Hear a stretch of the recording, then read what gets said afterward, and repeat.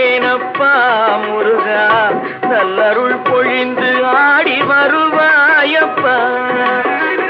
கண்கள் குளிர வந்து நின்றாடப்பா, கண்கள் குளிர வந்து நின்றாடப்பா.